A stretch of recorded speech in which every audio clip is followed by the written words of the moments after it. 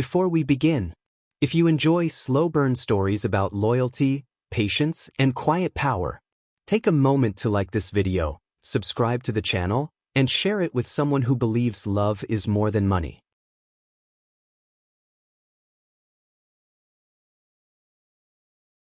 The street looked exactly the same. That single observation, simple, unremarkable, told Young everything he needed to know. Nothing had changed. The neighborhood he'd left behind years ago remained frozen in time, as if his departure had meant so little that the world hadn't bothered to rearrange itself in his absence. The streetlights still flickered when the wind passed through, casting irregular shadows that danced across the pavement like restless ghosts. The walls of the buildings carried the same old cracks, spreading like spider webs through the concrete, scars that no one had bothered to heal because healing requires resources, and resources were something this place had never possessed in abundance. And there, in the middle of it all, stood Dury, breathing slowly, deliberately, trying to remember when he had last felt something resembling hope.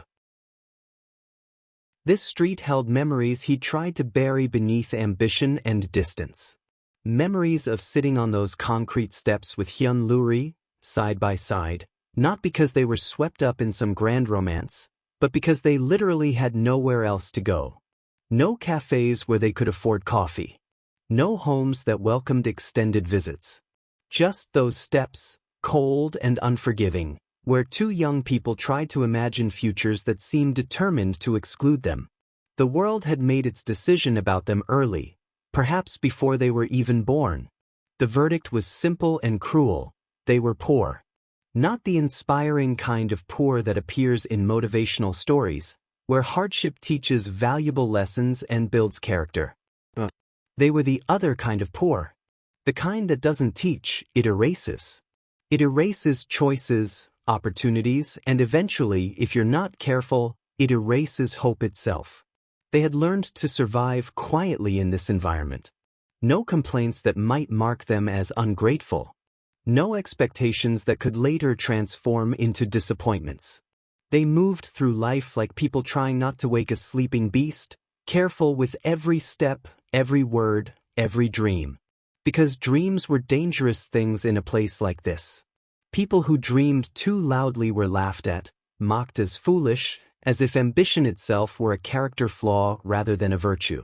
Or worse, they were pitted, and pity carried its own particular humiliation. But Luri had always been different. She possessed a rare quality that Dury both admired and feared. She believed without needing proof. She loved without conditions. She saw potential where others saw only limitation. And that terrified Dury more than poverty ever had. Because believing in someone creates expectations. And expectations, when disappointed, destroy people more thoroughly than poverty alone ever could. There had always been someone watching them, someone waiting for their inevitable failure. Someone who seemed to take personal satisfaction in their struggles. Yutong Lin. The name still carried weight, even after all these years. Lin had been a childhood bully, but that simple description didn't capture the full nature of their relationship. Lin wasn't just cruel, he was strategic in his cruelty. He knew their story intimately, understood exactly where they were vulnerable, and seemed to genuinely enjoy reminding them how their story would inevitably end. Some people are born to stay, Lin used to say, his voice carrying that peculiar mixture of certainty and satisfaction that comes from observing others' misfortune. Someone has to stay. That's just how the world works. The laughter always came easily to Lin. Why wouldn't it? It was never his future on the line. He could afford to find amusement in their circumstances because he had been born on the other side of an invisible line that divided those with options from those without them. Dury had learned early never to argue with people like Lin. He had discovered through painful experience that explaining yourself to people who actively enjoy your failure only feeds them. They don't listen to understand, they listen to find new ammunition. So he stayed quiet, absorbed the mockery, and saved his energy for battles that could actually be won. The decision to leave, when it finally came, didn't arrive as a dramatic revelation. There was no moment of clarity, no catalyst, no final straw. Instead, it came quietly, the way most life-changing decisions actually do, not as a sudden thunderclap but as a gradual accumulation of small realizations that eventually reached critical mass. One night, after counting the same small amount of money again and confronting the mathematical certainty that it would never, ever be enough, Dury finally told Luri the truth he'd been avoiding. "I'm going away." No speeches about opportunity. No promises about the future. No elaborate explanations designed to soften the blow. Just honesty, stripped bare. She didn't cry. She didn't beg him to stay.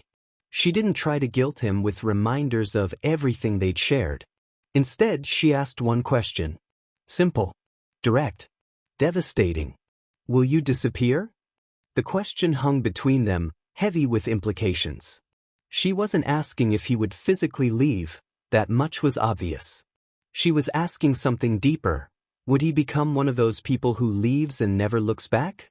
Who erases their past like an embarrassing mistake? Who lets absence transform into permanent abandonment?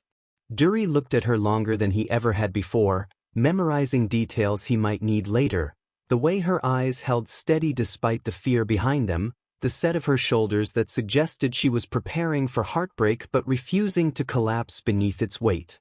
"No," he said.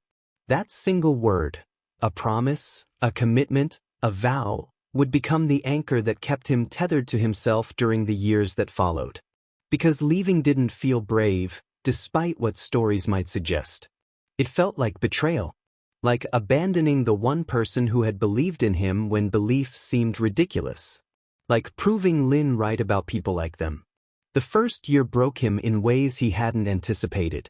He slept where he could, sometimes in rooms shared with 5 other men who spoke languages he didn't understand, sometimes in places that could barely be called shelter.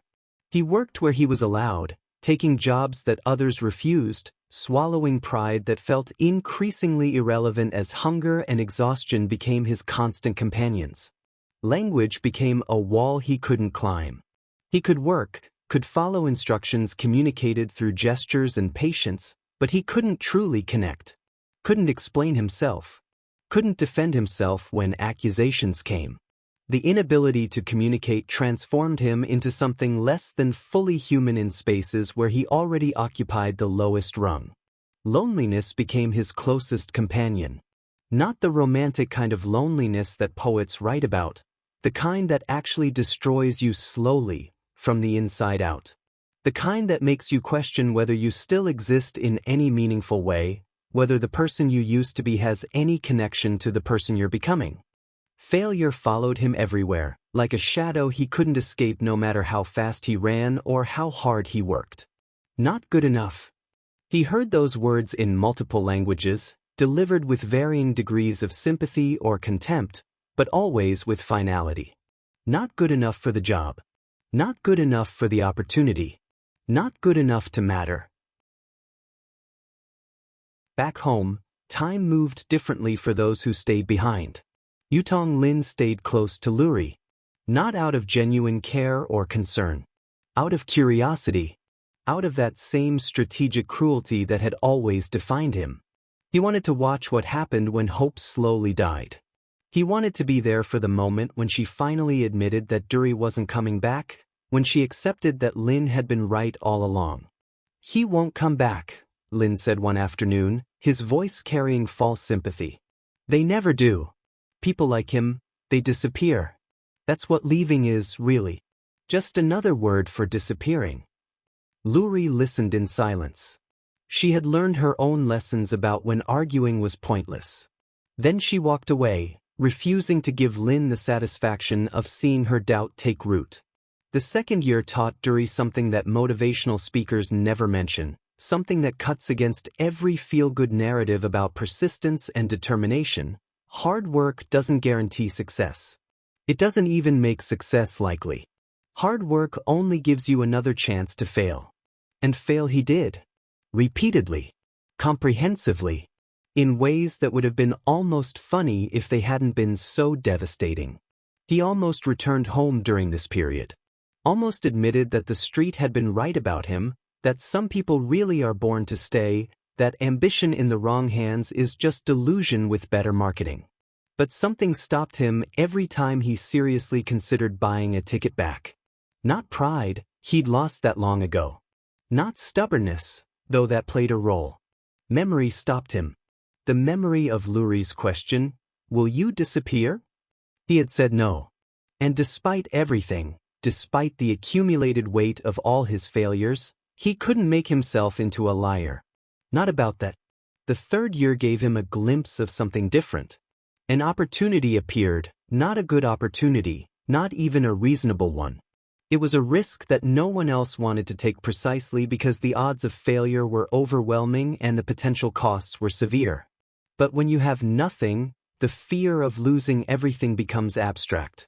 What's the difference between having nothing and having less than nothing when you're already at zero? If you took the risk and lost everything, most people would have stopped believing after that, would have accepted defeat, returned home, settled into the life that had always been waiting for them. Dury made a different choice. He stopped believing in luck instead. Luck, he realized, was just another form of hope, the kind that made you passive, made you wait for external forces to rescue you. He couldn't afford to believe in luck anymore. He could only believe in accumulated effort, in incremental progress too small to celebrate but too significant to ignore. Years passed without announcements. No success stories to share on social media. No celebrations that would justify the sacrifice and suffering. Only slow progress that didn't look like progress at all from the outside. The kind of growth that happens in darkness, invisible to observers, significant only to the person experiencing it. He learned new skills one painful lesson at a time.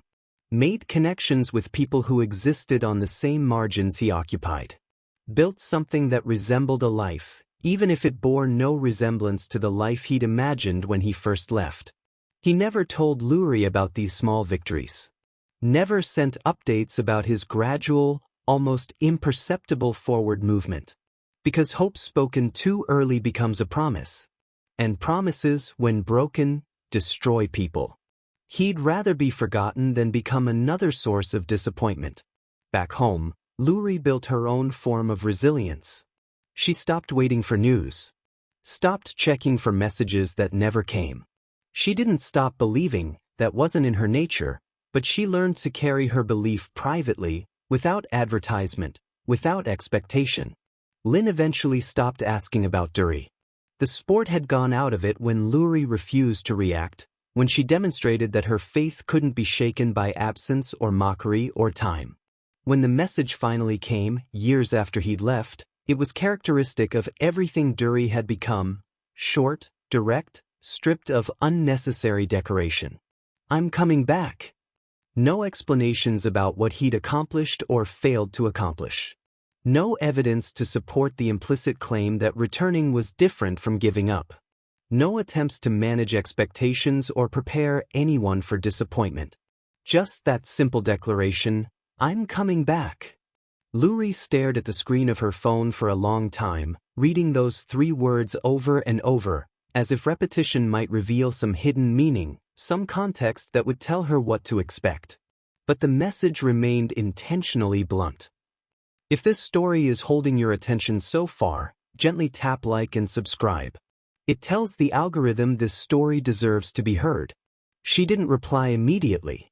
Didn't want her response to seem too eager, too desperate, too revealing of all the years she'd spent not waiting. When she finally typed her response, she matched his brevity, "Okay." 1 word.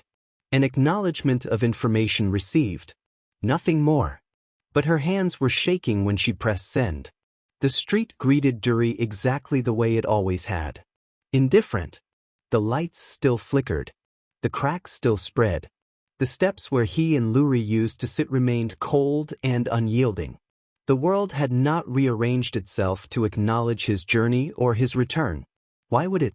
The world rarely notices individual struggles, individual transformations. Yutong Lin saw him first. Lin was older now, heavier, with a particular softness that comes from years of comfort and predictability. But his eyes held the same mixture of amusement and superiority they'd always carried. He studied Dury carefully, looking for evidence of transformation, signs of success that would justify the years of absence. Same clothes or similar enough. Same posture, no expensive confidence, no swagger of achievement. Same apparent nothing. So, Lin said, his laugh coming easily, comfortably, like slipping into familiar clothes. This is what leaving gets you? Years away and you come back looking exactly the same? Tell me, was it worth it? All that time, all that distance, for what? To prove me right? Dury looked at Lin for a long moment. Really looked at him, seeing not just the man but the fear underneath, the desperate need to believe that staying had been the right choice, that people who leave and struggle are proof that staying is wisdom rather than resignation. Then Dury smiled. Not because Lin's mockery was funny. Not because he was unbothered or above it all. But because the hardest part was over. He had left. He had survived years of failure and loneliness and doubt. He had rebuilt himself piece by painful piece in places where no one knew his name or cared about his story. And most importantly, he had come back. Not because he'd achieved some conventional measure of success that would satisfy Lin or impress the street. Not because he could parade his accomplishments like trophies that would retroactively justify all the suffering. He came back because he'd promised Lurie he wouldn't disappear. That promise had sustained him when nothing else could. Had given him a reason to persist when persistence seemed pointless. Had reminded him that he existed, that he mattered, that someone somewhere still believed in the person he was trying to become. Lin's laughter faded when he saw that smile. Because it wasn't the smile of someone who'd been defeated. It was the smile of someone who'd learned something Lin would never understand, that coming back is harder than leaving, and keeping a promise is more valuable than any conventional success. Lurie appeared at the end of the street just as twilight was settling over the neighborhood. She walked slowly, not rushing, not performing eagerness or relief. Just walking. When she reached Dury, she stopped a few feet away. Close enough to see him clearly. Far enough to maintain the distance that years had created. "You came back," she said. "Not a question. An observation. I said I would. People say things. I know." They stood there in the flickering streetlight, two people who'd survived different kinds of hardship, who'd learned different lessons from the same poverty. "Did you?" She started, then stopped. Changed course. "Are you?" "I'm different," Dury said. "But not in ways you can see." She nodded. That made sense to her. Real change rarely announces itself. "And you?" he asked. "I stopped waiting," she said. "Started living. It wasn't the same. Better." She considered this carefully. Different. They walked together to the old steps where they used to sit. Someone had patched one of the larger cracks, though not very well. The repair was visible, crude, but functional. "So what now?" Lurie asked. "I don't know," Dury admitted. "I have some money. Some skills. Some ideas. But mostly I have." He searched for the right word. "Proof," Lurie supplied. "Proof of what?" "That you're not who this street said you'd be." Dury thought about this. "Lin thinks I proved him right. Lin needs to believe that. He has to live here too." They sat in silence for a while, comfortable with each other in a way that time and distance had somehow preserved. "I'm tired," Dury finally said. "Of what?" "Proving things. Fighting. The whole performance of becoming someone different." "So stop," Lurie said simply. "And do what?" "Whatever comes next. Without apologizing for who you were or performing who you think you should be." It sounded so simple when she said it. Maybe it was simple and he'd been making it complicated because complicated felt more appropriate for all he'd endured. "Stay for dinner," Lurie said, standing. "My place. It's small and nothing special, but it's mine. You don't have to." "I know I don't have to. I'm choosing to." As they walked away from the street together, Dury realized what had actually changed. Not his circumstances, not really. Not his appearance or his bank account or his status. What changed was the story he told himself about who he was allowed to become. He'd left believing that escape was success and staying was failure. He'd spent years trying to prove he was worth more than the street believed. But the real transformation wasn't about proving anything. It was about building a life, slowly and painfully, that belonged to him. About keeping promises even when keeping them cost everything. About returning not because he'd won, but because he'd survived. And maybe, just maybe, that was enough. Dury Yang was no longer the same person who'd stood there years ago, terrified and determined and desperately hoping that leaving would change everything. He'd learned what change actually looked like. It looked like kept promises. Like slow progress. Like coming back when you could have disappeared. It looked like Luri's smile as she unlocked her door and welcomed him into a space she'd built while he was gone. It looked like knowing that success isn't what the street thinks, or what Lin believes, or what anyone expects. Success is deciding who you're going to be, and then doing the unglamorous work of becoming that person, whether anyone notices or not. Behind them, back on the street, Lin watched them go with an expression he'd never worn before. It wasn't quite envy, wasn't quite understanding, but it was something close to both. Something that suggested maybe the street didn't know everything after all. If you are being reminded about something of your own journey in Dury's quiet persistence, consider sharing it with someone who needs to hear that coming back is just as brave as leaving, and that kept promises matter more than perfect outcomes.